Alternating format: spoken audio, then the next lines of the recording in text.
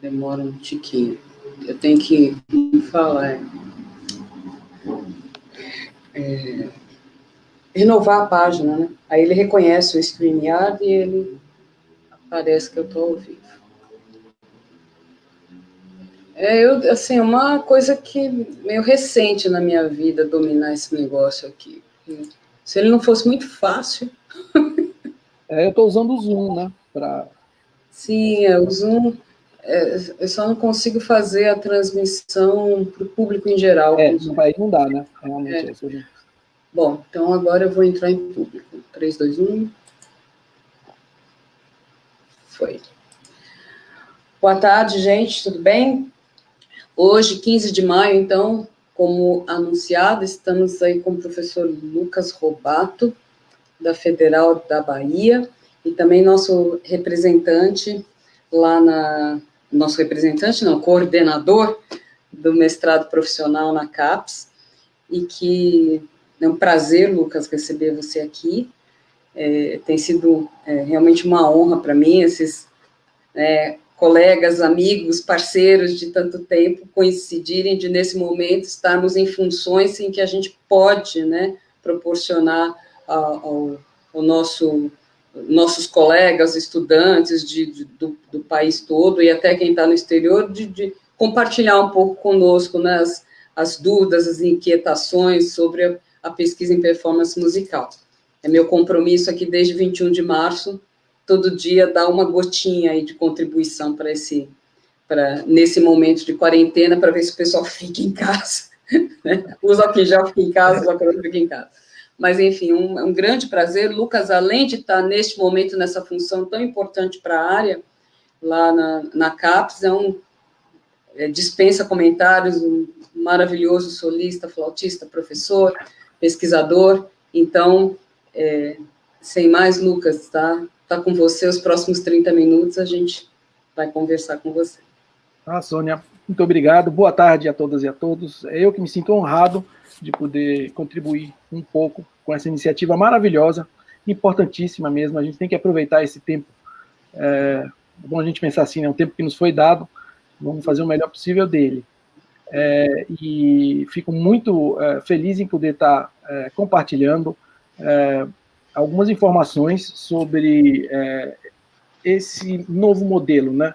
Não é mais tão novo assim, mas de qualquer maneira ainda é novo na nossa área, não tem a disseminação tão ampla quanto o acadêmico, mas é bom a gente sempre estar reforçando as informações sobre o que é esse modelo, né? Então, hoje a área de artes tem cerca de 70 programas, dos quais 10 são profissionais, a área das artes, né? E aí a gente tem programas em música, temos programas em dança, em teatro, temos programas em artes em geral, uns com ênfase mais em vídeo, e é um modelo que vem crescendo, né? E se ampliando, e em outras áreas ele já é um modelo bastante consolidado, com uma história bastante longa. O histórico assim, deixa eu contar um pouco primeiro da minha relação com isso. Eu fiz minhas pós-graduações, o mestrado e o doutorado no exterior, ambos em programas profissionais, né? Um mestrado profissional na Alemanha e um doutorado profissional nos Estados Unidos, um DNA, que são programas profissionais. Então, eu tenho uma certa naturalidade com esse modelo, então não foi à toa que quando surgiram os primeiros... a primeira ideia assim, né, de se ter programas profissionais em artes, eu fui contatado, né, pelo pessoal então na CAPES. A gente vinha com essa ideia já na UFBA de abrir um mestrado profissional. A legislação ainda não permitia, mas assim que a coisa foi permitida, houve um crescimento muito rápido em outras áreas. Isso em 2010. A área de artes ficou um pouco para trás. E em 2012, nós começamos, então, a construir um projeto de mestrado profissional, que se resultou na criação do PPG-PROM, Programa de Pós-Graduação Profissional em Música da UFBA. Foi criado no final de 2012 e começou a funcionar em 2013. E aí eu, além de participar da equipe de coordenação do projeto, eu fui coordenador do programa durante 2 mandatos seguidos, e saindo de lá, eu já fui indicado para esse posto de coordenador dos programas profissionais na CAPES, cargo que já estou há 2 anos. Então, eu acho que o que eu tenho para falar hoje aqui, assim, mais uma visão geral, né, do que é um programa profissional, estabelecer algumas diferenças e semelhanças que existem com o modelo acadêmico, e a partir daí fico aberto aqui a questionamentos, a uma conversa que vocês queiram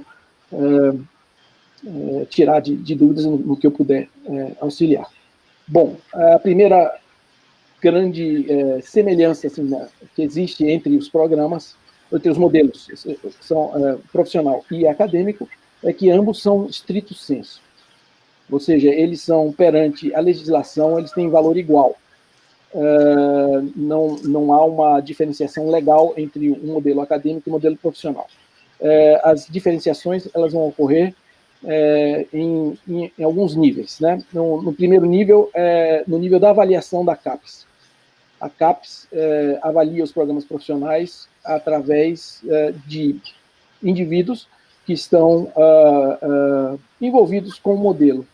Então, a avaliação em todas as áreas é feita, tanto que existe um coordenador, né? Nem o cargo anterior ao meu mandato chamava-se coordenador adjunto de programas profissionais, e agora é coordenador, porque isso simboliza uma certa independência, né? Então, os critérios são diferentes entre o modelo acadêmico, os critérios avaliativos.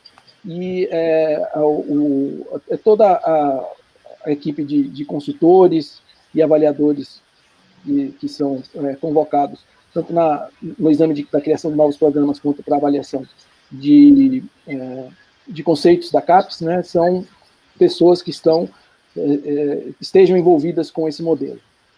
Então, nós temos, além desses 10 programas que estão funcionando, tem muita gente que foi formada nesse modelo, muita gente que estudou no exterior, a grande maioria que fez sua pós-graduação no exterior acabou fazendo, pelo menos se fosse nas áreas de performance e composição também, deve ter sido um programa profissional, a educação musical também.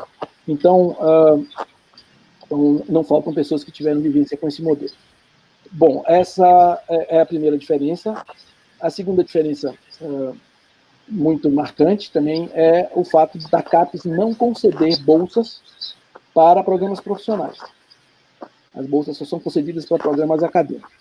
Isso porque, isso em qualquer área, o programa profissional é visto como um programa vocacionado a trabalhar com parcerias. Tanto que é uma das exigências para que se crie um mestrado profissional é que o programa demonstre a capacidade de estabelecer parcerias com entidades fora da universidade, né? O nosso programa na UFBA, o programa de música na UFBA, tem uma parceria já há mais de 5 anos com a OSESP, a Orquestra Sinfônica do Estado de São Paulo. Então, a gente vem trabalhando muito proximamente a eles, já formamos 5 turmas, né? Entre outras parcerias que acabam ocorrendo, a Fundação Cultural do Estado da Bahia, a Prefeitura Municipal de Salvador, são interlocuções que ocorrem. E essa é a função do modelo profissional, é exatamente poder ter uma interlocução mais direta com o mundo do trabalho. Bom, então eu acho que aqui cabe eu detalhar um pouquinho o que é entendido como pesquisa dentro desse modelo. Né? Antes de começar, eu vou pedir então que a Sônia faça uma apresentação, eu coloque a apresentação, porque não rodou no meu computador a possibilidade do PowerPoint ir para aí. É isso aqui. Assim, a pesquisa em arte e música, ela existe, sempre existiu, seja ela uma pesquisa artística, seja ela um modelo mais recente, né, que é o modelo das pesquisas acadêmicas. E eu não vou entrar muito nessas discussões conceituais, e sim demonstrar o que tem nos marcos regulatórios, né? Então, toda a legislação brasileira que versa sobre pesquisa, seja ela no campo de financiamento, quanto no campo da regulamentação acadêmica, digamos assim, ela se baseia no manual Frascati, que é um documento criado pela OCDE, na Organização de Comércio, e onde se define tipos de pesquisa diferentes, ali no intuito no manual de Frascati, de se criarem políticas públicas. Então, faz-se necessário que haja uma diferenciação dos tipos de pesquisa. Então, é o próximo quadro, onde a gente tem as definições aqui. Então, segundo o manual de Frascati, a pesquisa básica consiste em trabalhos experimentais ou teóricos realizados principalmente com o objetivo de adquirir novos conhecimentos sobre os fundamentos dos fenômenos e fatos observáveis, sem considerar uma determinada aplicação ou uso em particular. Os resultados da pesquisa básica não são geralmente negociáveis, mas geralmente resultam em publicações em revistas científicas ou são comunicados aos colegas da área que se interessam. Então, essa pesquisa básica é a pesquisa acadêmica, como nós conhecemos, que foi o modelo, digamos assim, mais disseminado no Brasil. Isso porque, quando se criou a pós-graduação, apesar do relatório Sucupira, que é o documento assim, inspirador da pós-graduação no Brasil, que é de 1964, o Newton Sucupira já prevê o modelo acadêmico e o modelo acadêmico e o modelo profissional. No Brasil só foi implementado o modelo acadêmico que trata de pesquisa básica.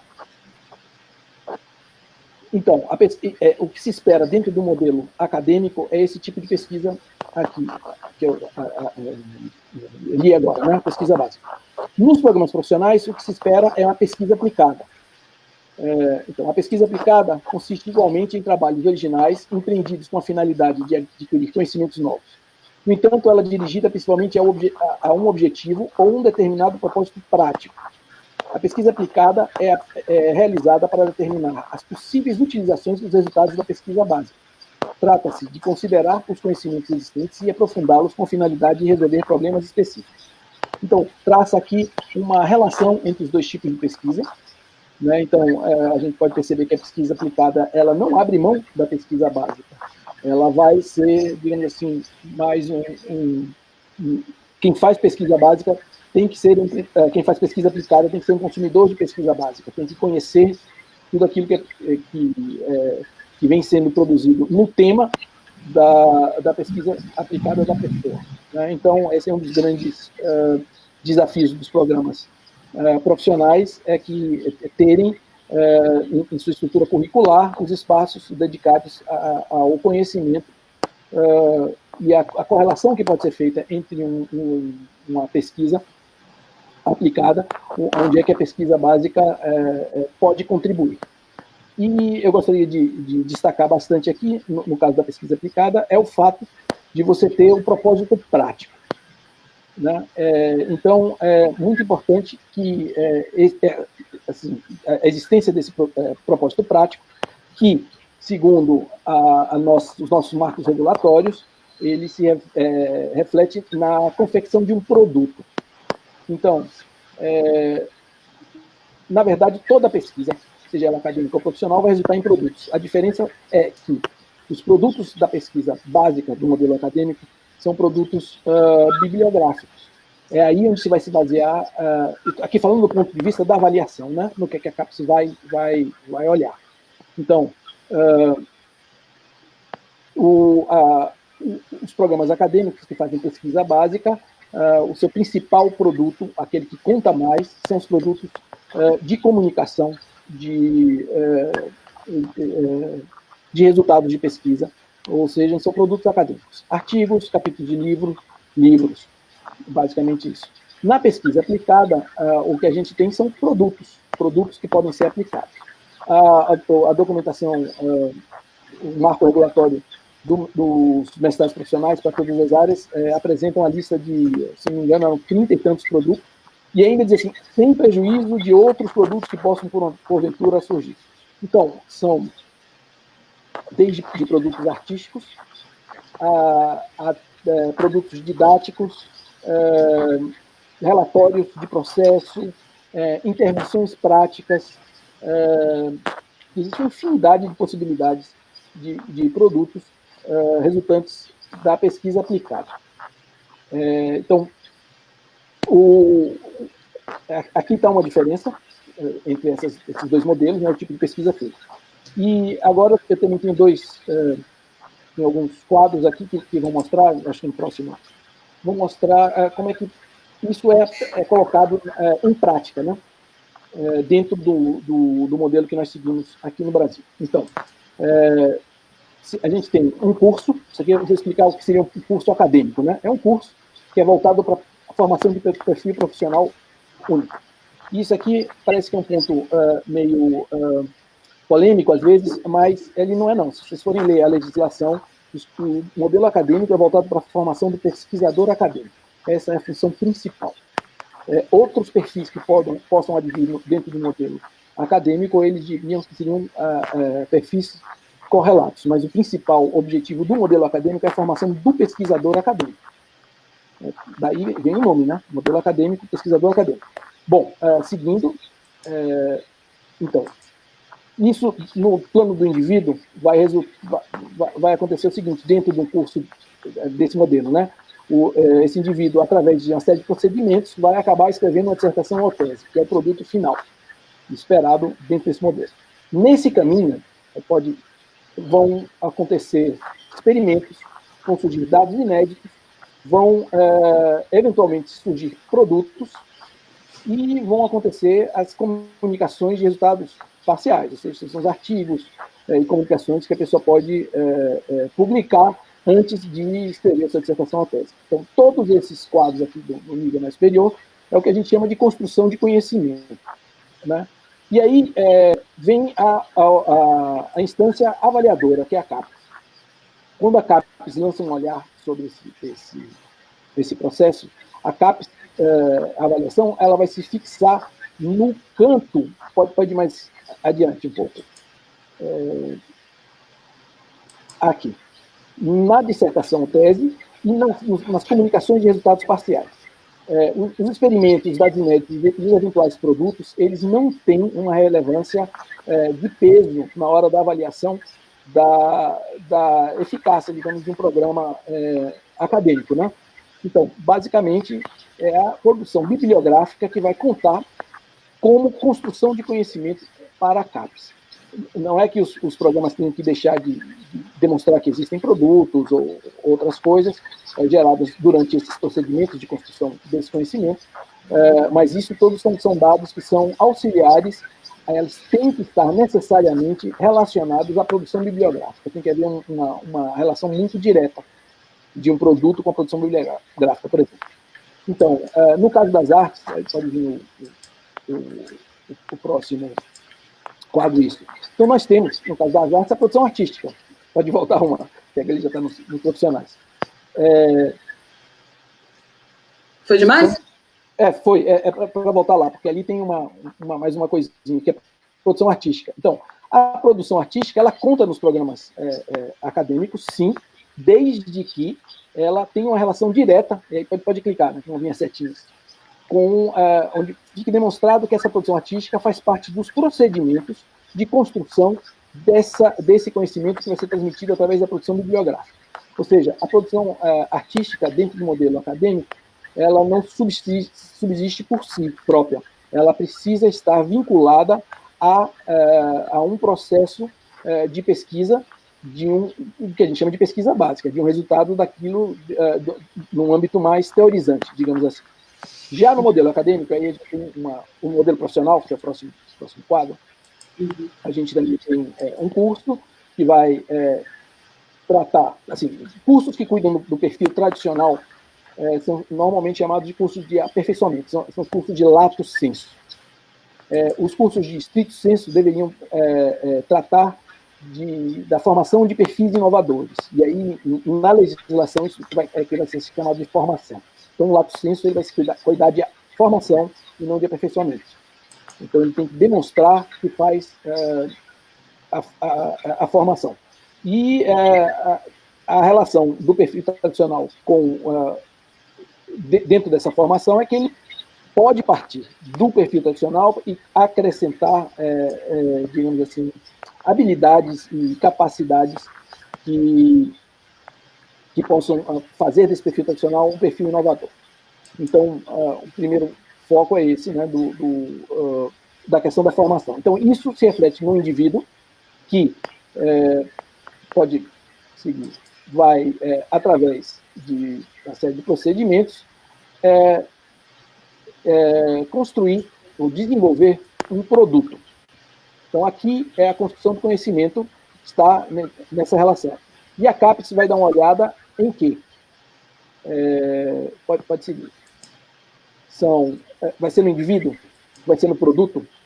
E, na verdade, o que a CAPES vai olhar são os processos. São os processos de conhecimento, de construção do conhecimento. Por que não há uma olhada direta no produto? Porque, por exemplo, se a gente vai olhar um produto artístico, como é que a gente avalia um produto artístico?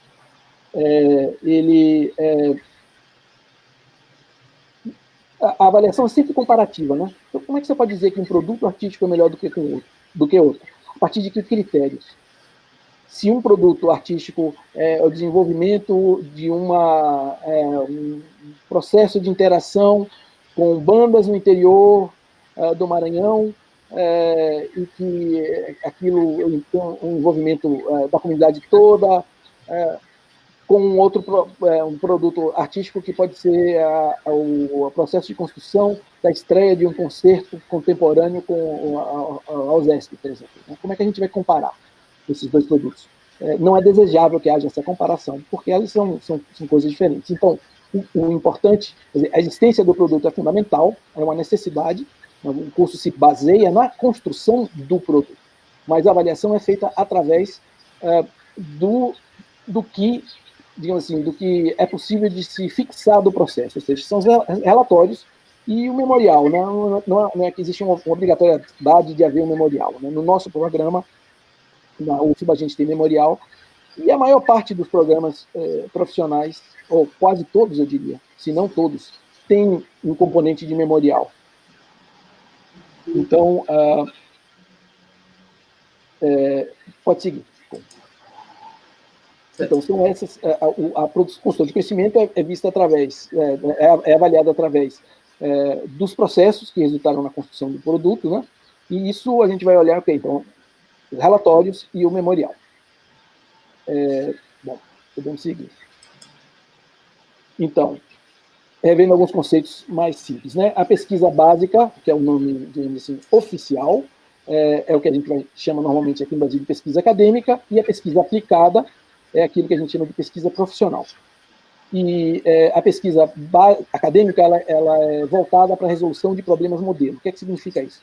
São questões que são... Isso é um conceito que vem das ciências mais duras, digamos assim, né? Então, assim, temos uma questão em química de um reagente qual é que é a velocidade daquele reagente produzir determinada reação, etc, etc. Então, é feito um estudo num laboratório em Tóquio, e feito um estudo no laboratório aqui em Recife, por exemplo, e os resultados que se esperam que cheguem através de experiências similares, se espera que cheguem a resultados iguais, né? Porque os problemas são problemas comuns. Normalmente a pesquisa acadêmica ela trata de problemas de cunho mais universalista. Esse termo não aparece lá dentro da legislação, mas aparece esse daí, né, problemas modelo. Já o modelo profissional, a pesquisa profissional, ela vai cuidar de problemas, resolução de problemas postos pela realidade do trabalho. Eu diria mais pela realidade imediata do trabalho. São problemas que ocorrem em um determinado local, em uma determinada época, e que precisam de uma solução. E a pesquisa profissional vai cuidar dessa solução, porque, por exemplo, não existe material didático eficiente para a iniciação de instrumentistas de metal no interior do Ceará. Então, não vou dar um exemplo real de uma defesa que vai ocorrer na semana que vem, que trata exatamente de instrumentos de palheta no interior do Ceará, né, onde os mestres das bandas lá não tem material disponível para poder enfim, ter ensino coletivo em instrumentos da família das madeiras, né? Então, a aluna desenvolveu um material didático voltado especificamente para aquele público, tentando suprir a deficiência que foi detectada dentro desse campo, né? Então, aí estão acho que as grandes diferenças entre os dois modelos. Então, seria isso que eu tenho para apresentar. E fico então aqui à disposição para qualquer dúvidas, perguntas. Tá certo. Isso aqui a gente pode pular. Tá certo. Bom, então, voltamos aqui. Que maravilha, o Lucas, é muito esclarecedor mesmo a sua explanação. O Edmundo Ora está mandando um abraço e está fazendo uma pergunta. Abração. Um alento para o músico prático, seja ele cantor ou instrumentista, uma vez que a sua formação é complementada pela pós-graduação profissional, mestrado e doutorado. Aí ele diz, a ascensão na carreira profissional torna-se dessa maneira viável, tendo o fazer música prático como base. Veja o caso das orquestras profissionais estatais, por exemplo, que terão seus membros qualificados e contemplados em seus direitos trabalhistas e titulados pela academia. Seria isso também, não? Pergunta do Edmundo Ora. Também, é uma pergunta bem interessante, né? Uma coisa que a gente já pode perceber dentro do modelo profissional é que não é a maioria dos egressos de programas profissionais não pretende seguir na carreira acadêmica. Eles estão mais interessados numa qualificação profissional mesmo. Então, várias orquestras já têm acordos. Então, a USESP trabalha com a Federal da Bahia, a Orquestra de Porto Alegre trabalha com o FRJ. Deixa eu me lembrar mais algo se tem. Recentemente foi aprovado um curso que não está em funcionamento ainda, mas esperemos que venha a funcionar em breve. Foi aprovado já, mas a pandemia acho que impediu o começo das atividades, que é o da Universidade Estadual de Minas Gerais, que tem um acordo com a Filarmônica de Minas. Então existem essas entidades que procuram os programas de pós-graduação para poder realmente dar uma qualificação melhor em termos de titulação, mas também em termos de reflexão, né? É bem interessante a experiência que a gente tem com a USESP, é muito positiva, dos músicos que não pretendem necessariamente ter uma carreira acadêmica posteriormente, mas que querem desenvolver algum tipo de produto, né? Essa é uma coisa muito importante, eu acho, de se colocar, Lucas, porque, assim, a minha única crítica, que eu sempre coloquei, muito claro, inclusive lá na CAPES, quando participei das comissões, é que tem que se ter muito claro que se o pesquisador ou o estudante opta pelo mestrado profissional, ele não está se preparando para uma carreira acadêmica, né? Ele está se preparando para o mercado. Ele pode, como eu também fiz um doutorado que seria enquadrado, né, no profissional, DMA, mas quando eu fui para ele, eu já sabia que não existia DMA no Brasil e que eu deveria escrever a minha tese e fazer da maneira rigorosa, ainda que eu não fosse obrigada pela universidade onde eu estudava, porque senão eu não teria o meu doutorado reconhecido, porque não tínhamos doutorados profissionais na área. Mas também por entender que a gente, na academia, hoje, tem que orientar, que seja o TCC, não é? Ou, se você tiver interesse na carreira acadêmica, ir para orientações de mestrado, de doutorado, e onde você não vai necessariamente ter somente um tipo de pesquisa para fazer, enfim, o pesquisador que é formado para a área acadêmica, ele vai para esse caminho. Agora, qual era o grande problema para mim? Quando você abre um concurso e pede o título é o mesmo. Você é tão mestre ou tão doutor, com todo o mérito, mas você não tem o preparo para fazer o trabalho acadêmico, porque não é essa a função do mestrado profissional. né? E aí, então, cria-se um conflito que a gente tem muito hoje, de ter muitos colegas que fizeram DMA, como nós fizemos, mas que não fazem o que nós fazemos na academia, porque não tiveram esse preparo.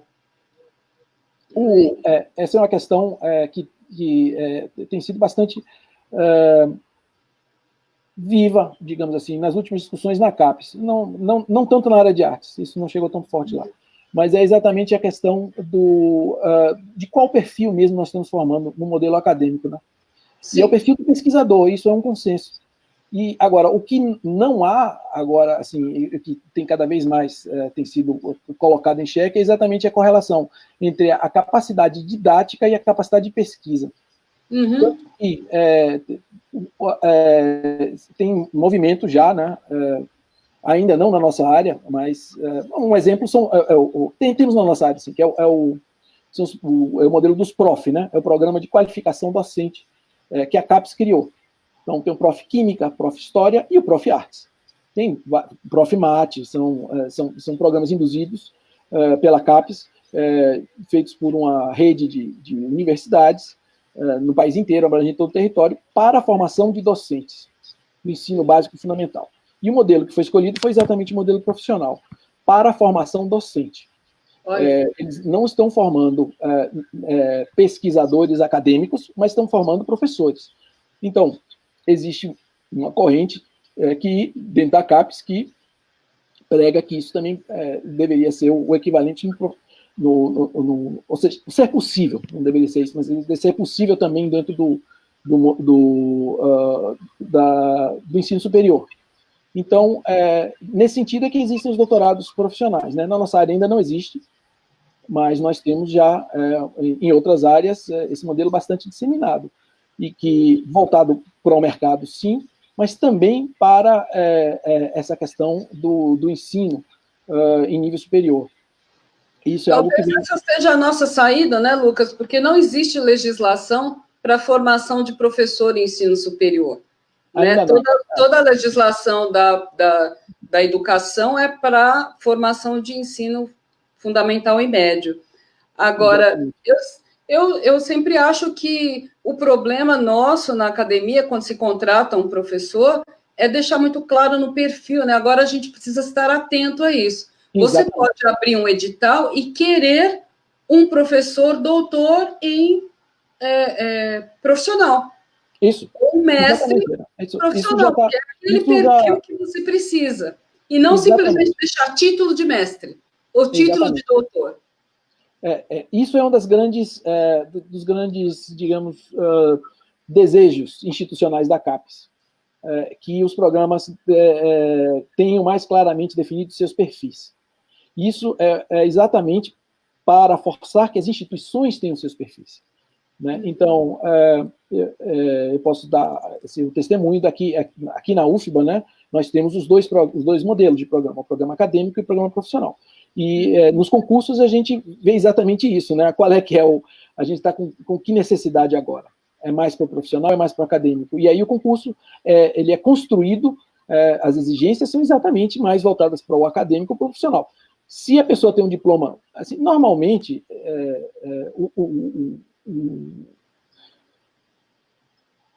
assim, a gente não tem ainda o doutorado profissional, então a gente não pode nem dizer que há uma experiência do que tipo de perfil sai dali, mas dos mestrados profissionais a gente vê que aqueles alunos egressos de mestrado profissional que têm interesse acadêmico, eles ingressam no doutorado acadêmico. Isso é muito comum, né? A gente tem uma parcela de 1/3, eu diria assim, dos alunos que acabam indo para o modelo acadêmico porque descobrem a academia dentro do modelo profissional.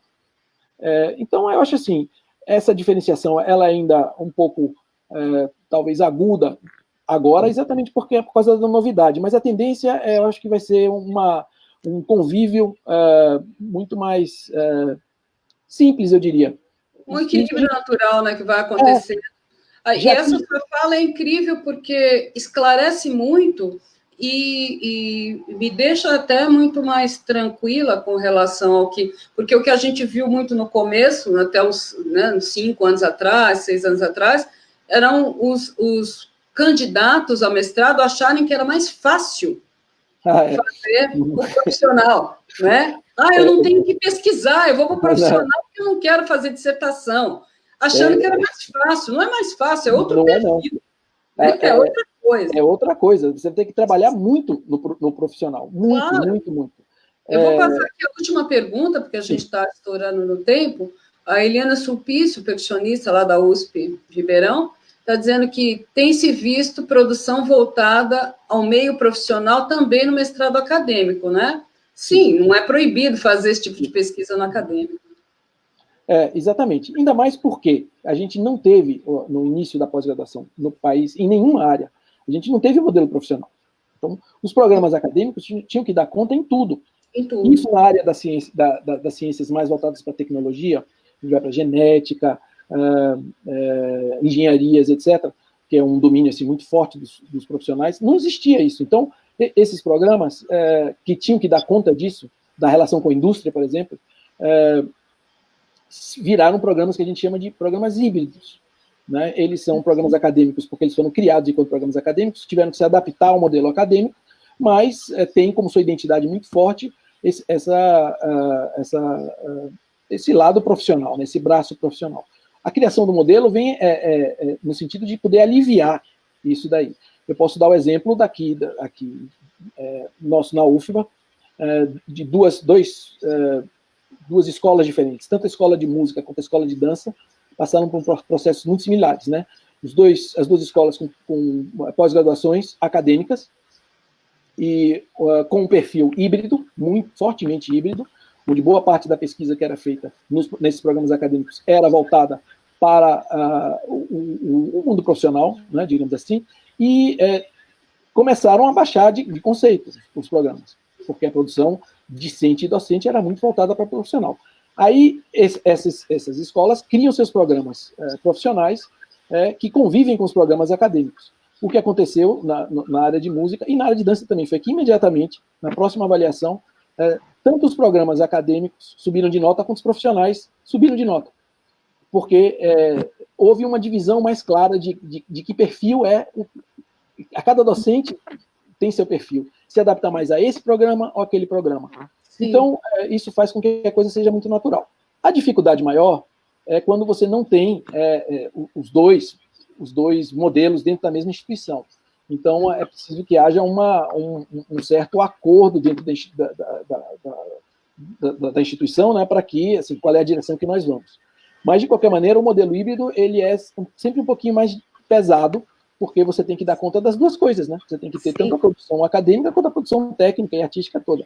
E vai ser avaliado pelo acadêmico e não pelo... Vai ser avaliado pelo acadêmico. Então... Ou seja, você vai ter...